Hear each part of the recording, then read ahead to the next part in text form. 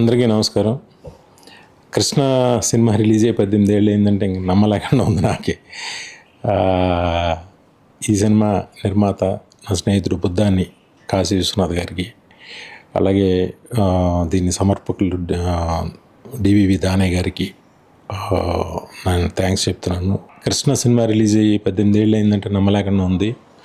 ఈ సినిమా నా స్నేహితుడు బుద్ధాని కాశీ విశ్వనాథ్ గారు ప్రొడ్యూసర్గా, డివివి దానయ్య గారు సమర్పణలో జరిగింది.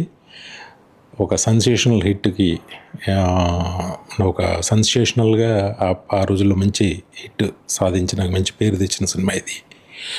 అలాగే ఈ సినిమా జరగడానికి ముఖ్య కారణం చెప్పాలి, ఇప్పుడు గుర్తొస్తుంది నాకు, రాజా రవీంద్ర. థ్యాంక్ యూ రాజా. అలాగే ఈ సినిమా చాలా హ్యాపీగా, చాలా ప్లెజెంట్గా, చాలా చక్కగా జరగడానికి కారణమైన రవితేజ, తన పడ్డ కష్టం, తను చేసిన కామెడీ ఈ సినిమాకి చాలా పెద్ద హైలైట్. అలాగే బ్రహ్మానందం గారు, మిగతా కాస్టింగ్ అందరికీ అప్పట్లో మంచి పేరు వచ్చింది మా అందరికీ, మా టీం అందరికీ కూడా. ఇంత పెద్ద ఘన విజయాన్ని అప్పుడు ఇచ్చినందుకు థ్యాంక్ యూ. మళ్ళీ ఇన్నేళ్ల తర్వాత, 18 ఏళ్ల తర్వాత రిలీజ్ చేస్తున్న రఘురామరెడ్డి గారికి, మళ్ళీ ఇన్నేళ్ల తర్వాత 4Kలో హై రెజల్యూషన్లో May 8th రిలీజ్ కాబోతుంది.